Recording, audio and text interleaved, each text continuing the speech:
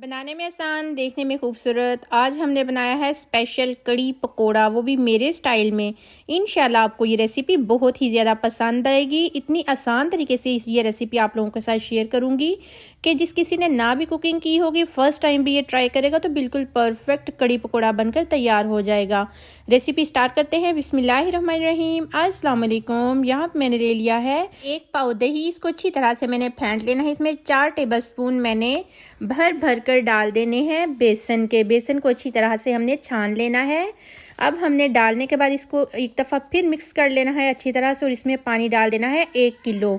अल्हम्दुलिल्लाह इसको मिक्स करने के बाद साइड पे रख देना है। यहाँ पे मैंने ले लिया है एक मीडियम साइज़ का प्याज। एक हमने देगची ले ली है, इसमें डाल दिया है मैंने तकरीबन 1 पाव के करीब कुकिंग ऑयल ले लिया है। वो डाल देने के बाद अल्हम्दुलिल्लाह प्याज को लाइट ब्राउन कर लेना है। इसमें एक प्याली जाएगा पालक का। इसकी 2 से 3 मिनट तक भुनाई करने के बाद इसमें जाएगा सब्ज़ मिर्ची और टमाटर। 4 अदद सब्ज़ मिर्ची ली है और एक लार्ज साइज़ का टमाटर ले लिया है। ये डाल देने के बाद इसको अच्छी तरह से मिक्स कर लेना है।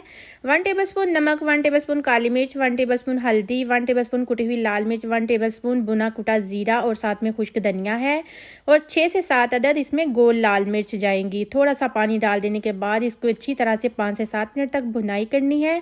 अल्हम्दुलिल्लाह यहाँ पे हमने जो बेसन का घोल तैयार किया था, एक स्टेनर ले लेना है। इसको अच्छी तरह से हमने स्टेन कर लेना है।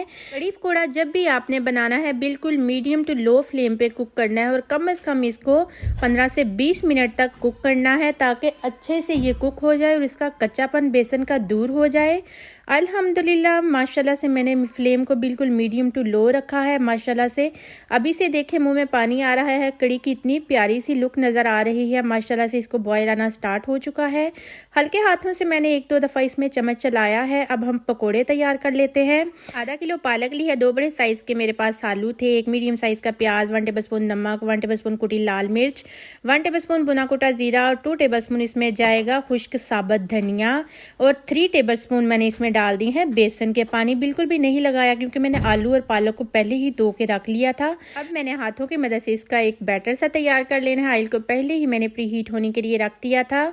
माशाल्लाह से हमने थोड़ा थोड़ा बसा बैटर उठाना है और इसको पकौड़ों की शेप दे लेनी है। 2 से 3 मिनट के बाद हमने इनकी साइड्स चेंज करनी है ताकि हमारे क्रिस्पी क्रंची से पकौड़े तैयार हो जाएं, वो भी स्पेशली कड़ी के लिए। ये रेसिपी स्पेशली मैं रमज़ान के हवाले से तैयार कर रही हूँ। इंशाल्लाह आप लोगों को बहुत ही ज़्यादा पसंद आएगी।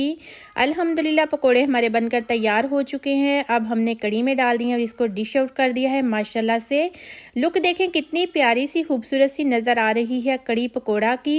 उम्मीद है आज की रेसिपी आप लोगों को बहुत ही ज़्यादा पसंद आई होगी। रेसिपी अगर अच्छी लगे तो लाइक ज़रूर कर दें और नोट्स किचन को अगर आप लोगों ने सब्सक्राइब नहीं किया तो सब्सक्राइब ज़रूर करें और मेरी रेसिपी को फुल वॉच किया करें बगैर स्किप किए। मैं बहुत ही ज़्यादा टिप्स एंड ट्रिक्स आप लोगों के साथ शेयर करती हूँ।